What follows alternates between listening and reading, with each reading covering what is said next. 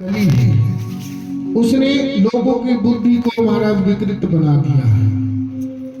लेकिन जब वह श्री धाम वृंदावन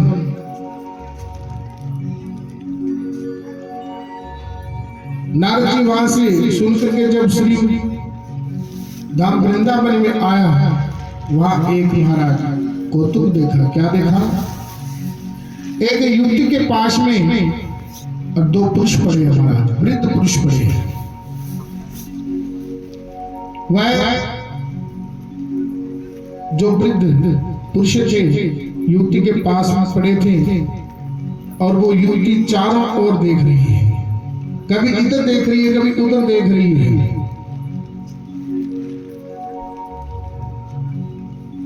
उसने मुझे देखा, किसको? नारद जी।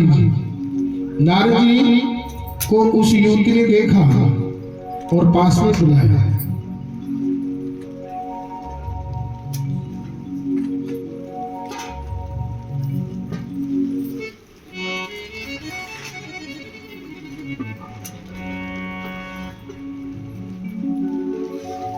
जब युवती ने नारद जी को बुलाया तो युवती की आंखों में अश्रु धारा चल पड़ी।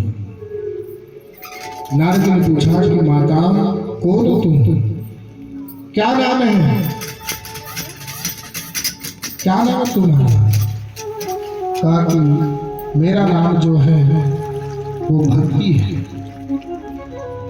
और कहा कि जो ये दो वृद्ध पुरुष जो पड़े हैं वो कौन है? कहा कि जो ये वृद्ध जो पुरुष है ये मेरे पुत्र है। कलयुग के प्रभाव से ये वृद्ध हो गए हैं। आज भक्ति माता रुदन कर रही है, नारद जी से देखा नहीं गया।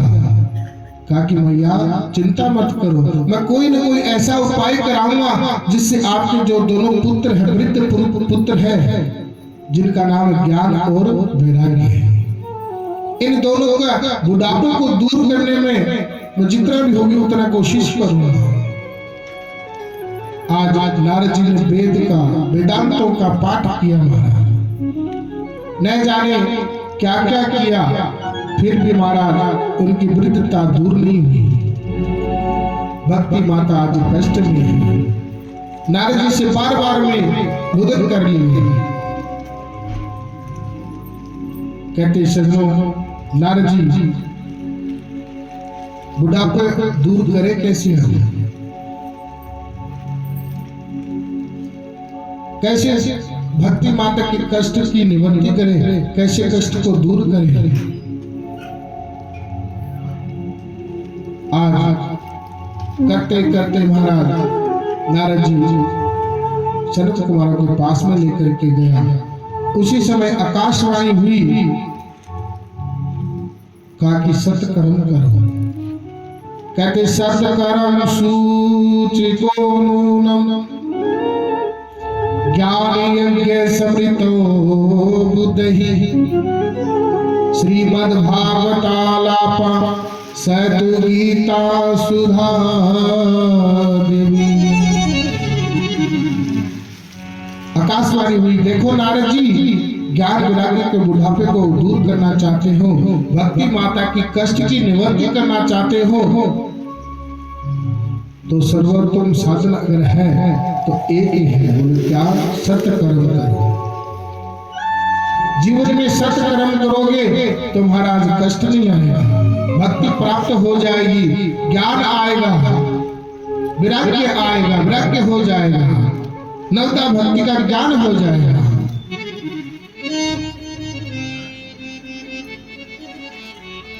कहा कि सत्य कर्म करो। श्रीमद् भागवत सत्ता प्रवचन इनको सुनाओ, वो सुनाओ जिससे तुम्हारे भक्ति माता के दोनों ज्ञान और वैराग्य जो दो पुत्र है उनके बुढ़ापा दूर हो जाएगा और भक्ति माता तुम्हारे कष्ट की निवृत्ति हो जाएगी। नारद जी बोले, कहा कि महाराज आपको पता है मैंने ऐसा कोई ग्रंथ नहीं छोड़ा है जो मैंने इनको नहीं सुनाया है। मैंने वेद वेदांत शास्त्र 18 पुराण सबका मैंने ज्ञान दे दिया, जब उनसे कुछ नहीं हुआ तो श्रीमद् भागवत कथा से क्या होगा। सनत कुमार जी बोले, नारद जी, वेद वृक्ष है, वेद जो है वो 4 है, वो वृक्ष है, और भागवत उसका फल है, पका हुआ फल है। कहते वो कैसे? कहते कि वेद रूपी कल्प वृक्ष का अमृतमय फल जो है वो श्रीमद् भागवत कथा है। बिना वृक्ष के कभी फल होता है क्या महाराज? जब वृक्ष होगा तभी तो फल आएगा ना। उसी तरह ये वेद जो है ये श्रीमद् भागवत कथा का वृक्ष है। पहले 4 वेद बनाए थे, एक वृक्ष लगाया था, उसके बाद में ये श्रीमद् भागवत कथा विराजमान हुई। संत कुमार जी कहने लगे, नारद जी,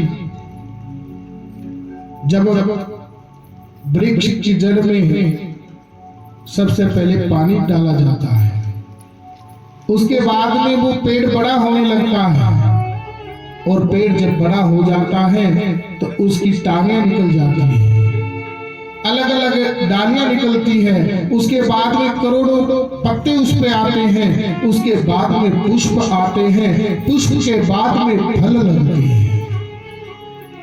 उसी तरह ये श्रीमद् भागवत कथा है।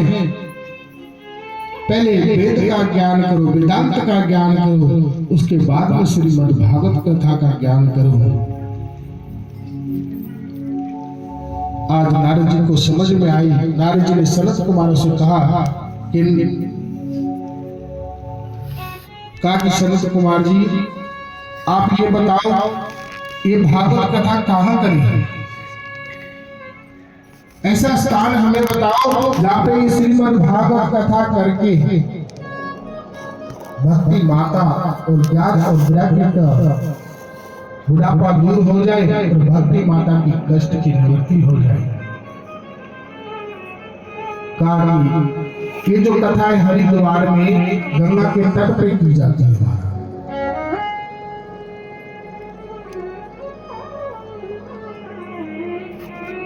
सुंदर तट पे आनंद, वहां पे व्यास मंच लगाया जाता है, और व्यास मंच पर आज चारों भाई सनक सनातन सनातन सनत कुमार, ये चारों भाई वहां पर विराजमान हैं। आसन पे विराजमान हो गए, व्यास मंच पे विराजमान होकर के आज एक आसन भक्ति माता किसी को दिखाई नहीं दे रही। संत कुमारों ने भक्ति माता का आह्वान किया और एक आसन लगाया, कहा कि हे भक्ति माता, तू जहाँ कहीं भी है आकर के इस आसन को ग्रहण करो, विराजमान हो जाओ। सप्ताह प्रवचन शुरू होने जा रहा है, जिसको सुनकर के आपकी कष्ट की निवृत्ति हो जाएगी। भक्ति माता का आह्वान किया और आसन पर विराजमान किया। बोल भक्ति माता। उसके बाद में भक्ति माता के जो पुत्र हैं ज्ञान और वैराग्य, जो कलयुग के प्रभाव से वृद्ध हो गए महाराज, 2 आसन उसके लिए लगाए महाराज, और उस आसन पे दोनों को ज्ञान और वैराग्य को विराजमान किया है। संत कुमारों ने महाराज कहते हैं कि सप्ताह प्रवचन सुनाया, और 7 दिन की जब कथा सुनाई,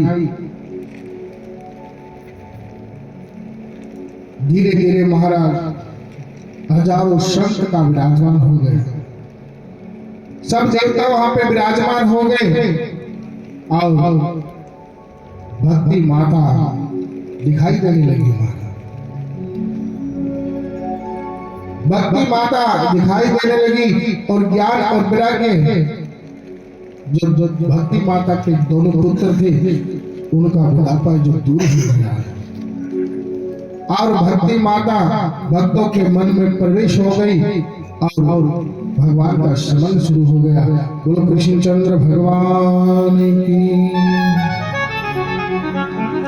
सनत कुमार जी कथा सुना रहे हैं और सब बैठ करके संत जन सब मिलकर के कथा को सुन रहे हैं। महाराज कहते ये मानवा पाप कृतस्तु सर्वदा सदा दुराचारता विमार्गः क्रोधाग्नि दग्धा कुटिलाश्च कामिनः सप्ता यज्ञेन कलो पुनन्ति ते। कहते सज्जनों, जिस मनुष्य ने जीवन में कभी सत्कर्म नहीं किया हो, दुराचार प्रायः जिसके मनोवृत्तियां बनी रही हैं, गलत काम करता रहा है, गलत कर्म करता रहा है, पाप का भागीदारी बनता रहा है, क्रोध रूपी अग्नि में हमेशा झेलता रहता है।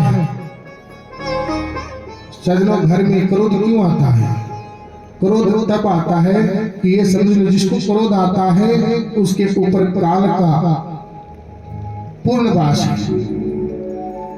अगर उसे काल को अलग करना है तो भगवान का श्रवण करो। जब भी क्रोध आए उस समय क्रोध को छोड़ दो और भगवान का श्रवण करना शुरू कर दो, क्रोध कदाचित भी नहीं आएगा। गोविंद का नाम लेना शुरू कर दो।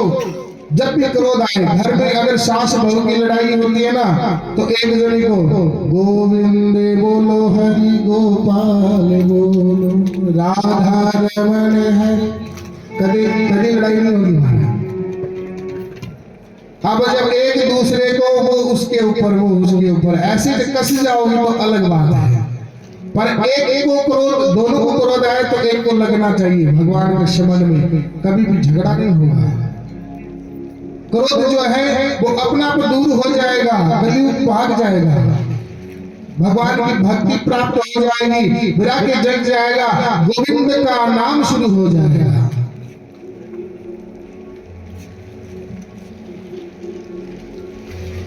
आज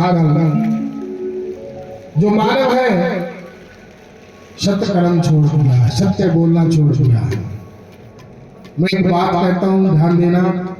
आप इस 7 दिन की कथा सुन रहे हो, एक छोटा सा मेरा काम कर देना मेरे मैयाओं। आज के बाद में ये समझ लो हम कलावा बांध करके 7 दिन की श्रीमद् भागवत कथा सुन रहे, और आज के बाद हो सके जब तक झूठ ना बोले, सत्य कर्म करोगे तो आपकी जिंदगी निराली हो जाएगी, आपके बारे नारे हो जाएंगे।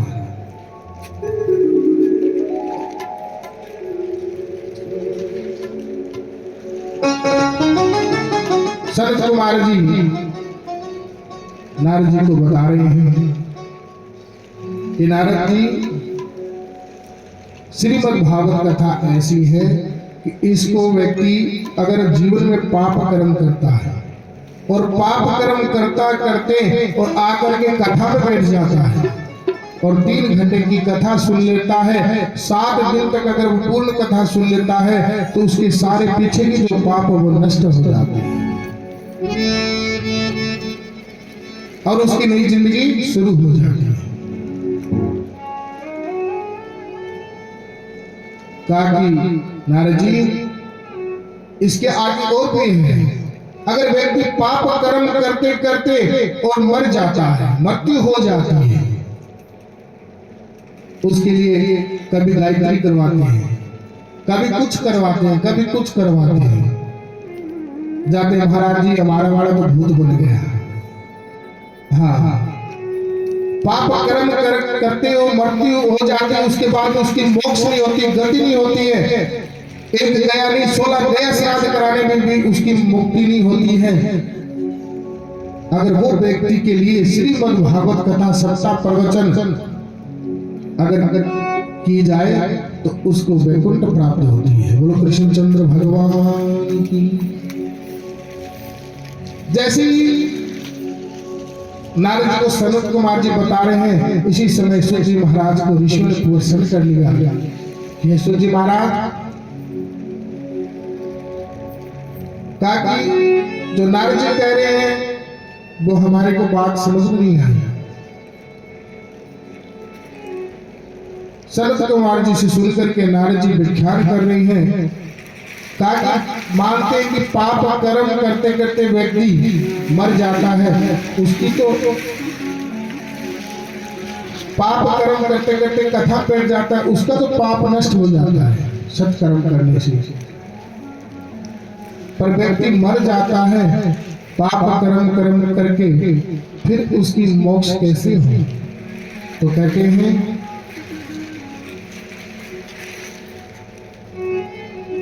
संत नारद जी बताते हैं, कहते हैं तुंगभद्रा तटे पूर्वां भूत्वा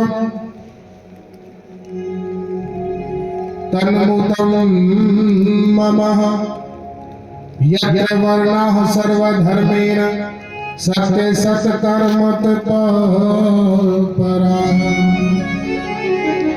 कहते हैं कि तुंगभद्रा तटे पूर्वां भूत्वा कहते हैं कि तुंगभद्रा नदी के किनारे एक बहुत बड़ा सुंदर नगर है। आज उदाहरण बता रहे हैं कि कैसे व्यक्ति भागवत सुन करके कैसे पाप कर्म करते करते मर जाता है, महान खल प्रेत बन जाता है, उसकी कैसे मुक्ति होती है, कैसे मोक्ष होती है।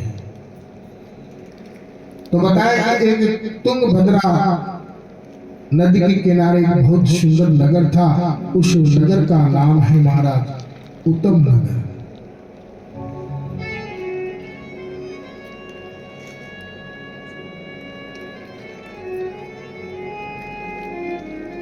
कहते सज्जनों उसी उत्तम नगर में वर्णाश्रम है और ऐसे ब्राह्मण रहते हैं जो महाराज प्रचंड विद्वान धर्म का पालन करने वाला।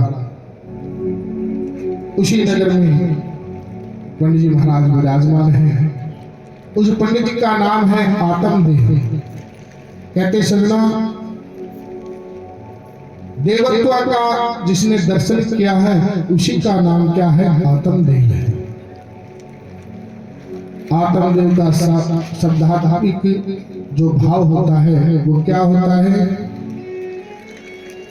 कि आत्मा से परमात्मा का मिलन हो जाता है, उसे ही महाराज आत्मदेव कहते हैं। ऐसे प्रचंड विद्वान ब्राह्मण जिनका परमात्मा से मिलन था, कोई कमी नहीं थी, धन की कमी नहीं थी। महाराज सुबह शाम भगवान का भजन करता था, किसी भी प्रकार का लोभ नहीं था, जो किसी ने दे दिया वो ले लिया और घर पे आ गया। ऐसा ब्राह्मण था महाराज। कहते हैं निर्मल मन जो सो मोहि पावा, मोहि कपट छल छिद्र न भावा। निर्मल मन जो सोहि पावा, मोहि कपट छल छिद्र न भावा। श्री राम जय राम जय जय राम, श्री राम जय राम जय राम, श्री राम जय राम जय जय राम, श्री राम जय राम जय जय राम।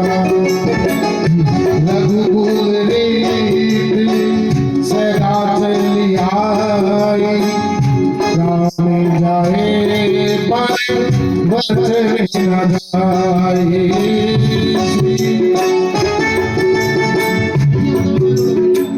रघुकुल सदा चली आई, राम जाए पर वचन न जाए। कलयुग केवल नाम आधारा, सुमिर सुमर नर उतरहि पारा। कलयुग केवल नाम आधारा, सुमिर सुमर नर उतरहि पारा।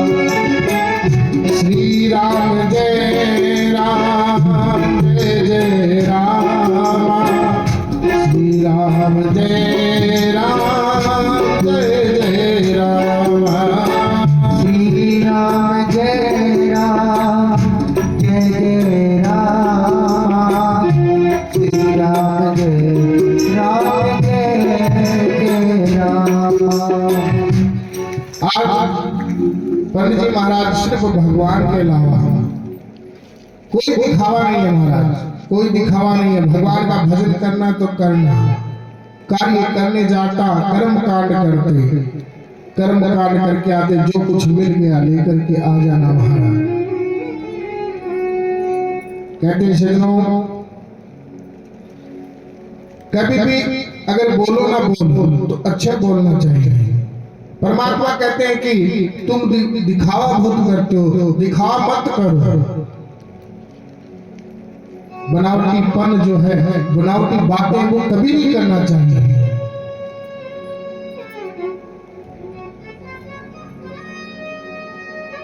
आजकल क्या है सजनों, ऊपर से तो कहते हैं महाराज जी राम राम नमस्कार, पर पीछे से छुरी घूम देते हैं। ये कलयुग है हमारा। पीछे से बोलते हैं कि जब मेरी गली में आओगे तब मैं दिखाऊंगा। ऐसा मन में विचार करते रहते हैं, ऐसा भाव है लोगों का। तो इसलिए कहा है कि निर्मल मन जन सो मोहि पावा, मोहि कपट छल छिद्र न भावा। परमात्मा कहता है ये बात। बनावटी बातें करने लगी है। इसलिए आदम देव की एक पत्नी थी जिसका नाम था धुंधुली। ध्यान देना सजनों, जैसा व्यक्ति का नाम होता है वैसे ही गुण होता है। यथा नाम है तथा गुण, जैसा व्यक्ति का नाम होता है वैसे ही गुण होता है। नाम धुंधुली था, धुंधुली में जैसा नाम था वैसे ही गुण है हमारा। आत्म देव का नाम आत्मा से परमात्मा का मिलन होता है, और धुंधुली महाराज कर्कश स्वभाव की, कठिन वाणी की, घर के अंदर बैठी है। जब पति देव बाहर जाते थे तो कोई न कोई पड़ोसी से पंगा लेकर के आ जाता। जब पति देव शाम को घर लौटते थे, उस समय जब पति रोटी खाने बैठता है, उस समय सारी बातें व्याख्यान करनी शुरू कर देती है। आत्मदेव बड़ा परेशान हो गया, क्योंकि सजनों आत्मदेव बड़ा प्रचंड विद्वान था, ज्ञानी था, सब चीज का पता था। पर कहते हैं कि धन बहुत था, पर महाराज धन का क्या करें, घर में कोई भी संतान नहीं है। संतान का बड़ा दुखित था। और क्या, घर में अगर गाय है, 6 साल से आत्मदेव के घर में गाय बनी हुई है, वो भी कभी मां नहीं बनी है।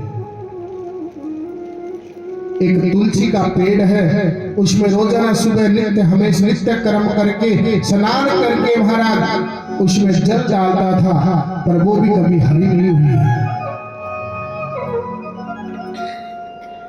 घर का कलेश देख करके, घर की समस्या देख करके एकांत में बैठ करके आत्मदेव रोते हैं, बहुत रुदन करते हैं। कहा कि हे ईश्वर, हे गोविंद, ऐसी कौन सी मैंने गलती करी है? सारा वैभव दे दिया, सारा सुख दे दिया, यहाँ की कमी क्यों छोड़ी है? पंडित जी बैठे बैठे विचारने लगते हैं।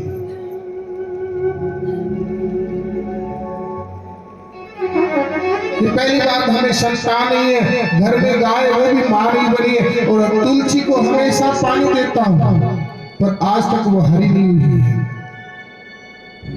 अब महाराज समय बीता, पड़ोसियों का आना जाना शुरू हो गया।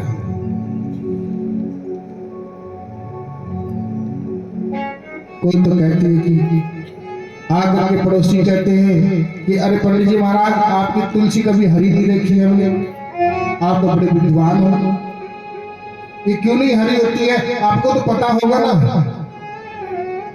एक पड़ोसी आता है कि क्या बात है, गाय को बंदे में 6 वर्ष हो गए, अभी तक ना इसने कोई बाछिया जी ना कोई बछड़ा।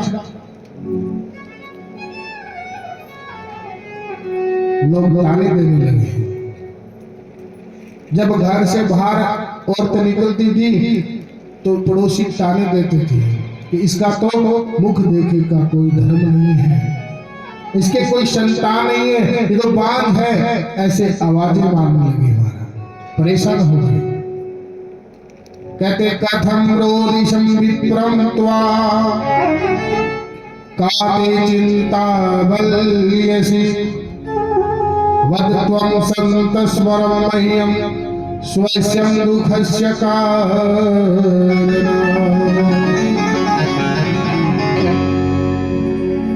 आज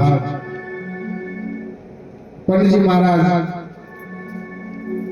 दुखित होकर के महाराज जंगल में चले जाते हैं। घर को त्याग करके जंगल में चले जाते हैं। वहां पर बैठ करके महाराज रुदन करते हैं। उसी समय महाराज संत आए। संतों की टोली आ रही थी। देखा आत्मदेव रो रहा है। पूछा कथम रोदिशं विप्रं त्वा काते चिंता बल्यसि वद त्वं सत्वरं मह्यं स्वस्यं दुःखस्य कारणम्। पंडित जी आप रोते क्यों हो? क्या बात हुई आप हमें बताओ। आप तो बहुत बड़े कर्मकांडी ब्राह्मण हो, बहुत बड़े बड़े प्रचंड विद्वान ब्राह्मण हो, आपको तकलीफ है क्या? ये आप हमें बताओ।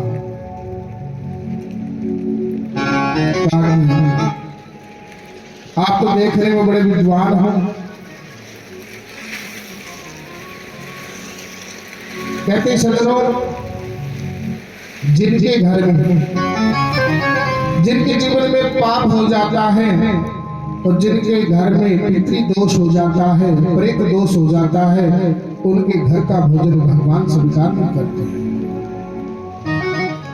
उनके पितृ स्वीकार नहीं करते हैं क्योंकि उनके घर में पाप का वास है, कली का वास है। उसकी वजह से व्यक्ति को जीवन में परेशान होना पड़ता है।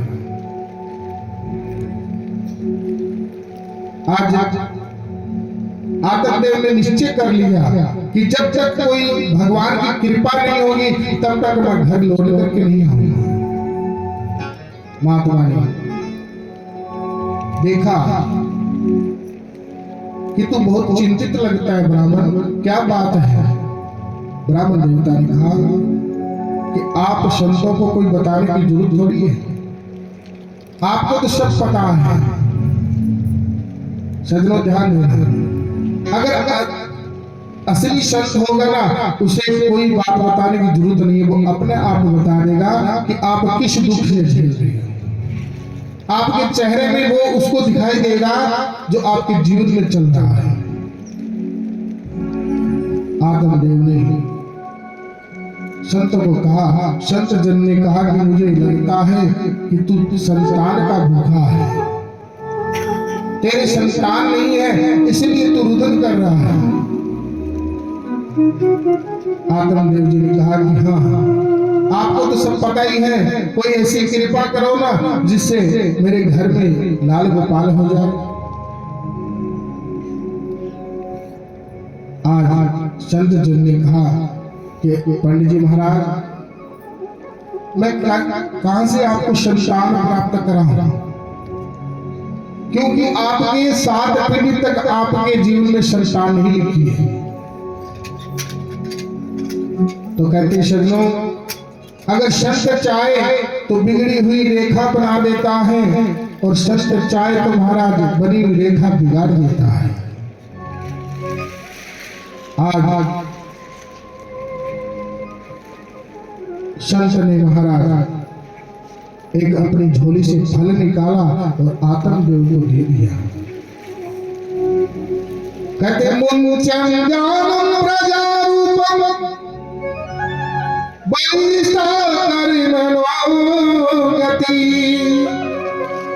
विवेकम तुम समासाध्यम त्वजं संसार वासनम। पंडित जी के मन में पुत्र की कामना थी और संत ने अपनी झोली से फल निकाला और महाराज ब्राह्मण की झोली में डाल दिया। कहा कि आप इस फल को आपकी पत्नी को खिला देना। जिससे आपके घर में संतान हो जाएगी, आपकी जो मनोकामना वो पूर्ण हो जाएगी। अन्य ममता विष्णु ममता प्रेम संकता भाव से एवं चंद्रात्मा बुद्धि प्रेम निगता। आज घर आया और आकर के अपनी पत्नी को आवाज दी कि धुंधली देवी को आवाज दिया कि आओ देखो मैं तुम्हारे लिए क्या लेके आया हूं। आत्मदेव की पत्नी दौड़ करके आई। सजनों, आत्मदेव के घर में संतान तो कभी हो सकती थी, पर जो धुंधली थी ना बड़ी सुंदर थी। उसको सौंदर्य पे बड़ा गर्व था। बास मोहल्ले में सुनती थी कि जब माता गर्भवती हो जाती है उस समय बड़ी कठिनाई होती है। और क्या, जब पुत्र को जन्म देती है उस वक्त प्रसव में बड़ी तकलीफ होती है, सौंदर्य नष्ट हो जाता है, ऐसा उसका सुना हुआ था। उस कारण वो बच्चा पैदा नहीं करना चाहती थी। धुंधली ब्राह्मण भोला था। धुंधली को कहा कि देवी ये फल है ना महात्मा जी ने दिया है, और इस फल को अगर तू खा लेगी ना तो घर में सारा कुछ है, पर संतान नहीं है। हमारे भी एक छोटा सा लाला में जन्म ले लेना है।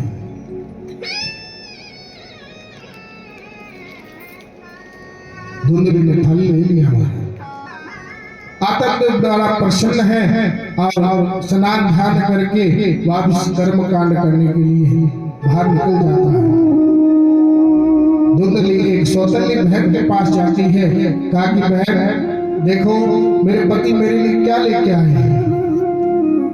एक संत महात्मा से फल लेके आए हैं, इस फल को खा लेगी तो तू मां बन जाएगी। धुंधली का देख बहना मुझे बड़ा बहुत डर लगता है, मैं ऐसा कार्य नहीं करना चाहती। अब तुम ही बताओ, मेरे पति ने मुझे संकट में डाल दिया है, मैं क्या करूं। कहा कि सौतन्य बहन ने कहा कि देवी अच्छी बात है, फल को ग्रहण कर लो, क्या पता संत कृपा हो जाए, भगवान की कृपा हो जाए। धुंधली ने कहा कि मैं संतान नहीं करना चाहती। धुंधली ने कहा कि देख पहले बात मैं तेरे को बताऊंगा। बोले क्या, कि तेरी संतान कितनी है। कहा कि मेरे तो 6 पहले ही है, एक गर्भ में 7 हो जाएगी। कहा कि देख बहन तेरे घर में संतान की कमी नहीं और मेरे घर में संतान नहीं। तेरे घर में धन नहीं है, मेरे घर में धन की कमी नहीं है। इसलिए जब तेरी 7वीं संतान हो ना, तू मुझे संतान दे देना और मैं तुम्हें धन दे दूंगी। सौतन्य बहन बड़ी गरीब थी। उसने सोचा कि अगर हमें निहाल करेंगे तो 6 पुत्र ही होते हैं। कहा कि ठीक है बहन, मैं तुम्हें 7वां पुत्र जो दे दूंगी। धुंधली ने कहा बहन अब इस फल का क्या है। कहा कि तुम्हारी गाय ना, गाय को दे देना। आकर के फल को गाय को खिला देती है और महाराज झूठ मूठ की महाराज समय धीरे धीरे बीतता है, पेट में कढ़ाई बांध लेती है और गर्भधारी औरत का रूप बना लेती है। धीरे धीरे जब 9 महीना बीत होता है तो महाराज जो गाय बांझ थी जिसने फल खाया था वो भी मां बन जाती है। और धीरे धीरे जो सौतेली बहन थी उसके भी महाराज संतान हो गई। अब उसने धन दे दिया और धन के बदले में संतान ले ली। सायंकालीन में जब ब्राह्मण देवता घर आया तो देखा कि धुंधली की गोदी में पुत्र है, बड़ा प्रसन्न हुआ, धूमधाम से महाराज बधाई का पाठ में लगा। और क्या, इधर जाकर के देखा तो गौ माता ने भी एक बच्चे को जन्म दिया है। गौ माता, अब जो साधु संतों की कृपा से जो फल से कृपा हुई थी गौ माता के, उसके जो बालक जन्मा था महाराज, वो बालक सारा शरीर मनुष्य जैसा था, जो कर्म थे कान थे वो गौ जैसे थे। कहते गोकर्णो पंडितो ज्ञानी धुंधकारी महाखला। हमारा जो धुंधली की गोद में था उस पुत्र का नामकरण संस्कार आत्मदेव जी करने चल पड़े। तो धुंधली ने आत्मदेव को जवाब दिया कि अच्छा, 9 महीने पुत्र को तो मैंने गर्भ में रखा और नामकरण संस्कार आप करने जा रहे हो, क्योंकि आत्मदेव जी ने कहा कि मैं इसका नाम परमात्मा देव निकाल देता हूं, जैसा नाम है वैसा गुरु हो जाएगा। धुंधली कर्कश स्वभाव की थी, झगड़ा करने लगी महाराज। आत्मदेव ने कहा कि इतने दिनों से तो खुशी आई घर में, जो करना वो कर ले। आत्मदेव वहां से घर से निकल जाते हैं और धुंधली अपने पुत्र का नाम अपने नाम से मिलते धुंधकारी निकालती। यथा नाम तथा गुण, जैसा व्यक्ति का नाम होता है वैसे गुण होता है। इधर गौ के जो जन्म लिया था पुत्र, उसका नाम गौ जैसे कर्ण थे, इसलिए आत्मदेव जी ने गौ कर्ण निकाल दिया। बोलो गोकर्ण भगवान की। अब गौ के जो जन्म लिया उसका तो महाराज एक ही काम था, तीर्थों में जाना, तीर्थ करना, स्नान करना। और जो धुंधली के जो गोद में जो बच्चा था, धुंधकारी नाम था, उसने महाराज ऐसी खलबली मचा दी कि सारे घर को धन को नष्ट कर दिया महाराज। ऐसा राक्षस बन गया, पिता को घर से बाहर निकाल दिया। कभी कुछ मैया धुंधकारी को बार बार में महाराज जो मांगता है वो दे देती है, जो मांगता है वो दे देती है। सारा धन नष्ट हो गया, जुआ खेलने लगा, मद्यपान करने लगा, बड़े बड़े डाका डालने लगा। आत्मदेव का सारा धन नष्ट हो गया था। आत्मदेव जी को घर से बाहर निकाल दिया। धुंधली घर में अकेली है, धुंधली के घर में कोई धन नहीं है। धुंधकारी आया मद्यपान करके और कहा कि मुझे मैया धन चाहिए, मुझे धन चाहिए। कहा कि मेरे पास कहाँ धन है, सारा कुछ तो तूने बेच दिया है, सारा कुछ तो तूने खा गया है। गले में पति देव की निशानी होती है महाराज। सोने का मंगलसूत्र था, उस मंगलसूत्र को छीन करके और धुंधकारी ने अपनी माता को उठा करके और कुआं में ढकेल देता है और माता की मृत्यु कर देता है। बोलो कृष्णचंद्र भगवान की। 5 वेश्या को लेकर के एक जंगल में अलग रहने लगता है, बड़े बड़े डाका डालने लगता है। गोकर्ण जो तीर्थ करता है वो गोकर्ण जी महाराज आज घर वापिस लौटे। देखा पिताजी बाहर बैठे हैं, रुदन कर रहे, रो रहे हैं। आज गोकर्ण जी ने आकर के अपने पिता के पैर छुए हैं और जैसे पैर छुआ और पिताजी कहकर के पुकारा तो महाराज आत्मदेव जी गलबैया होकर के रोने लगा।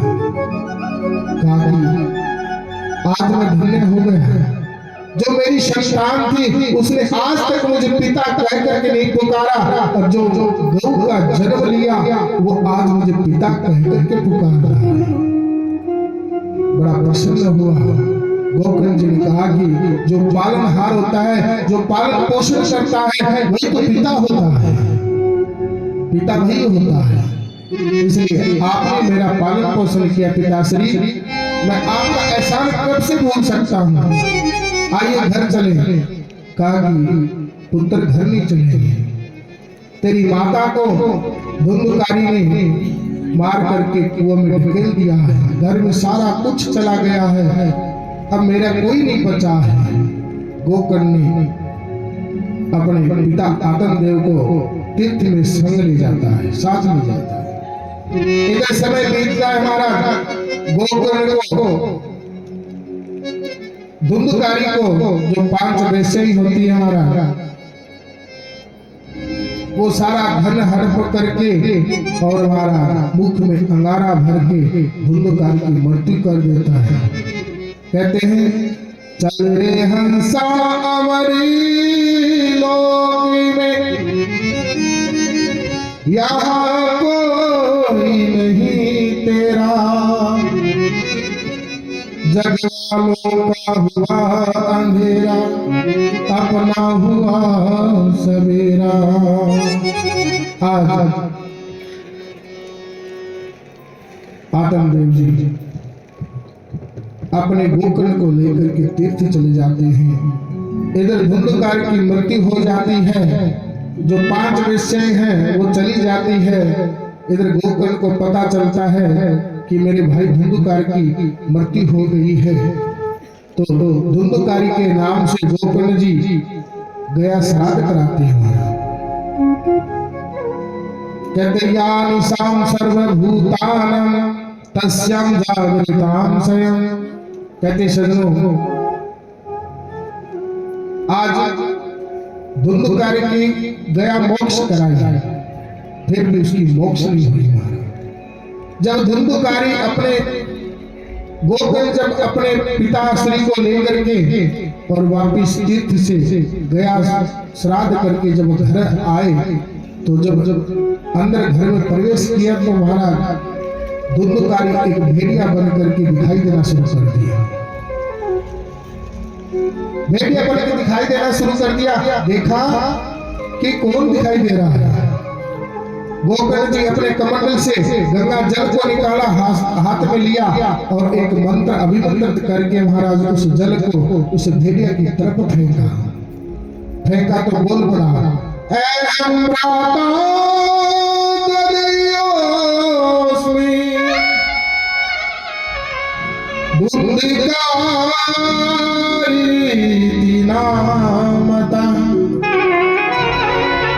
स्वकीयैरेव दोषेण ब्रह्मत्वानासितं मया।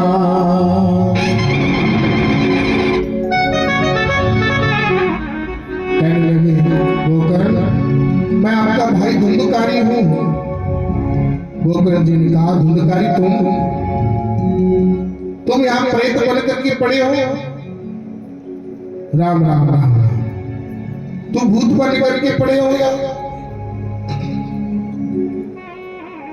तुम्हारा मैंने गया श्राद्ध करा दिया, फिर तो तुम्हारी मोक्ष होनी थी।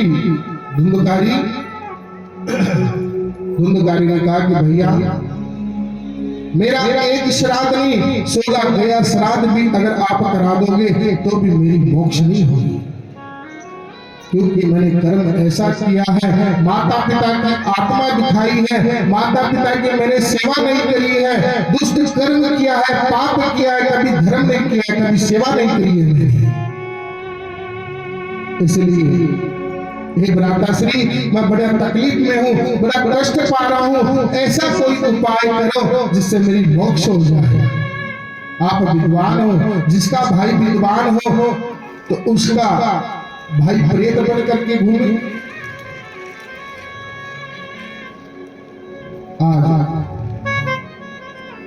गोकर्ण जी कहने लगे तू चिंता मत कर भाई, मैं तेरे लिए कोई व्यवस्था करता हूँ जिससे तुम्हारी मोक्ष हो जाए। आज गोकर्ण जी सुबह सुबह उठ करके स्नान करके सूर्य भगवान को जल चढ़ा रहा था। सूर्य भगवान से प्रार्थना की, सूर्य भगवान ने कहा, प्रणाम किया, कहा कि सूर्य भगवान महाप्रेत की मुक्ति कैसे होती है, भगवान मुझे ये बताओ। तो कहते हैं सूर्य ने आदेश किया, कहते श्रीमद् भागवतान मुक्ति सप्ताह पाचनम कुरु। कहते कि एक ही उपाय है अगर धुंधुकारी का मोक्ष कराना है तो बोले क्या, श्रीमद् भागवत कथा का तुम वाचन करो, सप्ताह प्रवचन करो, जिससे धुंधुकारी की मोक्ष हो जाएगा। गोकर्ण जी ने कहा कि मैं कैसे करूं श्रीमद् भागवत कथा। कहा कि एक अगर प्रेत की मोक्ष करानी हो तो एक बांस का बगीचा में जाओ। सदरो ये जो बांस यहाँ पे लगाया जाता है इसकी यही पहचान होती है, इसमें 7 कौड़ी का बांस होता है, उसमें जो भी प्रेत है उनका वास किया जाता है। वो 7 दिन तक श्रीमद् भागवत कथा सुनता है, एक एक गांठ हट जाती है और 7 दिन में भगवान जय और विजय पार्षद भेज देता है और उन जीवों की वैकुंठ प्राप्ति हो जाती है। आज बांस के बगीचे में महाराज गोकर्ण जी ने धुंधुकारी को कथा सुना रही है। एक व्यास मंच लगाया है और धुंधुकारी को आह्वान किया है और बांस के बगीचे में धुंधुकारी का आसन लगाया है और विराजमान किया है। धुंधुकारी 7 दिन तक महाराज श्रीमद् भागवत कथा सुनता है। कहते सजवाओं एक एक करके सजनों 3 प्रकार के श्रोता होते हैं, ध्यान देना।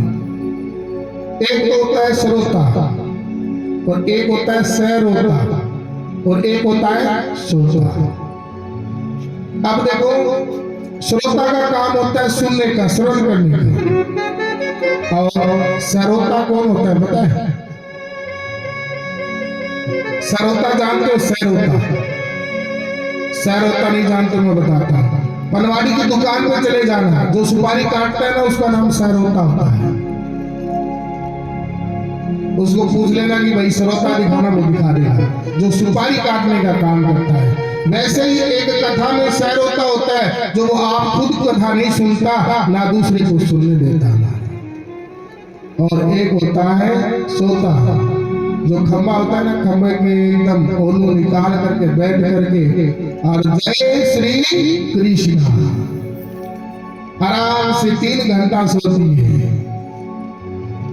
भैया आप नहीं, जो नहीं आएगा आप नाराज मत हो जाओ भैया, बोलना जय श्री कृष्ण। तो कहते हैं कि व्यक्ति को पुनरपि जन्म पुनरपि मरणम पुनरपि जन्म जठरे शयनम। भागवत कथा एक ऐसी है जो व्यक्ति 7 दिन तक ध्यान पूर्वक सुन लेता है, उसका 7 पट्टी का उद्धार हो जाता है और उसका आने जाने का, बार बार में जन्म लेना मरना, बार बार में जन्म लेना मरना, ये सारा मिट जाता है। कभी भी आने जाने का जो चक्कर है वो हमेशा हमेशा के लिए मिट जाता है। आज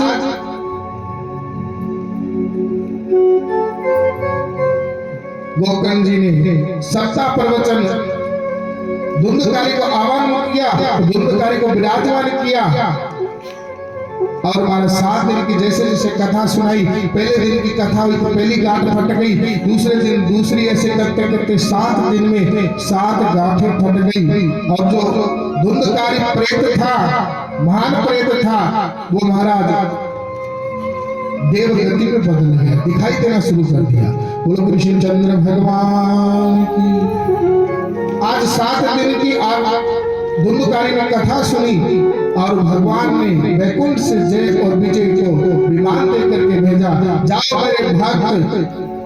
मेरे भक्त धुंधुकारी को। आज 7 दिन तक उसने बड़े प्रेम से बड़े भाव से भागवत कथा सुनी है और अपने जीवन में उतारी है। जाओ उसके लिए विमान लेकर के जाओ और उसमें विराजमान करके पुष्पों की बारिश करते हुए वैकुंठ ले आओ। आज वैसे ही हुआ, आज वैसे ही हुआ। जब धुंधुकारी देवांतर गति में आया तो देवों ने पुष्प बारिश करने लगे और नारद जी वीणा का विनाद करने लगे और सब देवों ने सरस्वती माता अपनी वाणी से भजन करने लगे। सब देवता पुष्प बारिश करते हैं और सब कहते हैं श्री कृष्ण गोविंद हरे मुरारी नाथ नारायण वासुदेव। श्री कृष्ण गोविंद हरे मुरारी नाथ नारायण वासुदेव। हे नाथ नारायण वासुदेव। हे नाथ नारायण वासुदेव। नारायण वासुदेव। श्री कृष्ण गोविंद हरे मुरारी नाथ नारायण वासुदेव। जब कोई बात आने लगा उस समय प्रहलाद भक्त भी आया और प्रहलाद भक्त भी बड़े भाव से कहते हैं नारायण नारायण नारायण बोलो नारायण नारायण नारायण नारायण नारायण नारायण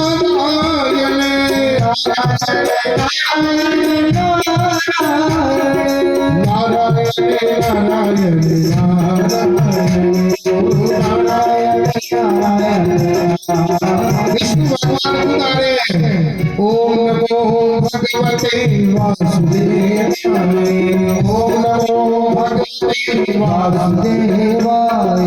ओम नमो भगवते वासुदेवाय। ओम भगवते वासुदेवाय। शंकर भगवान नमः शिवाय ओम नमः शिवाय। हरे हरे बोले नमः शिवाय नमः शिवाय नमः शिवाय। हरे हरे बोले नमः शिवाय। श्री गदाधर श्री गदाधर। हरे हरे बोले नमः शिवाय। श्री गदाधर श्री गदाधर। जय हो गदाधर श्री गदाधर। ओम नमः शिवाय ओम नमः शिवाय। नमः शिवाय ओम नमः शिवाय नमः शिवाय। हरे हरे बोले नमः शिवाय। शिव सोमेश्वरा शिव सोमेश्वरा। हर हर भोले नमः शिवाय।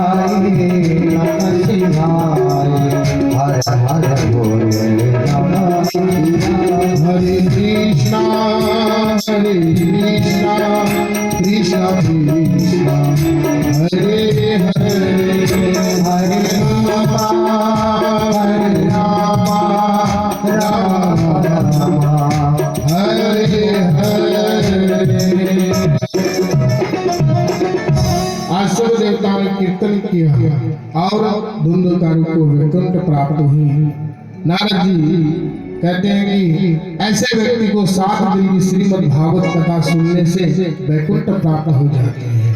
जैसे धुंधकारी को प्रेत बनने के बाद में भी महाराज भागवत सुन करके मोक्ष मिल जाती है।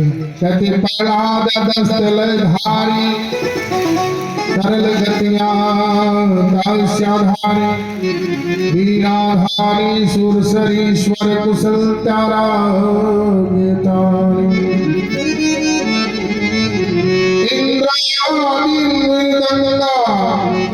जय जय सुतारा तारतने तो कुमारा यत्राग्रे भावतम च स्वदम। सबने तालियां बजाई, सबने मृदंग बजाए, सहनाइयां बजाई, बड़ा सुंदर धुंधकारी का महाराज आवाज किया है, बड़ा सत्कार किया है और धुंधकारी विमान में बैठ करके महाराज और वैकुंठ को ओर जाता है। आइए सबने जब भगवान वैकुंठ के लिए जय और विजय दोनों पार्षद को धुंधकारी को लेने भेजा तो सबने आंख बंद करके कीर्तन किया। आइए हम भी कीर्तन करते हैं, उसके बाद में वाणी को विराम आज की कथा को और कल फिर मंगलाचरण शुरू करेंगे, क्योंकि वहाँ आश्रम में भी हमें समय नहीं मिलता, इसलिए आने में थोड़ी लेट हो जाती है और यहाँ भी लेट शुरू होती है, समय बड़ा कम है। कल कोशिश करेंगे कि 12 बजे कथा शुरू करें। आइए कीर्तन करते हैं, उसके बाद में आरती के बाद में प्रसाद लेकर के घर जाएंगे।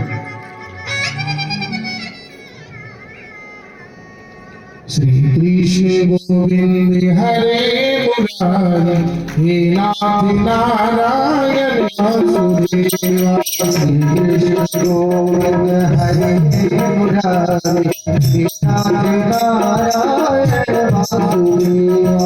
हे नाथ नारायण वासुदेवा, हे नाथ नारायण वासुदेवा।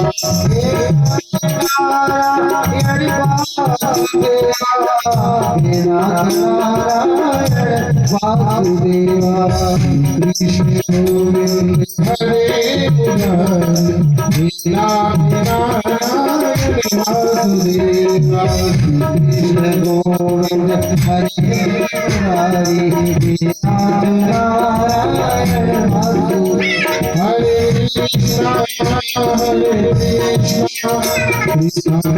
हरे हरे, हरे राम हरे राम, हरे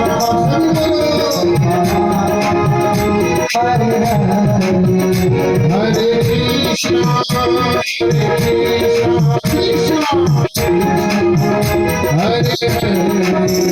हरे, हरे राम राम हरे हरे, हरे कृष्ण कृष्ण कृष्ण हरे हरे, हरे कृष्ण कृष्ण कृष्ण हरे हरे, हरे कृष्ण कृष्ण कृष्ण हरे राधे राधे राधे, हरे कृष्ण कृष्ण कृष्ण हरे कृष्ण कृष्ण हरे राधे राधे राधे, हरे कृष्ण कृष्ण हरे राधे राधे राधे, हरे कृष्ण कृष्ण हरे राधे राधे राधे, हरे कृष्ण कृष्ण हरे राधे राधे राधे, हरे कृष्ण हरे हरे कृष्ण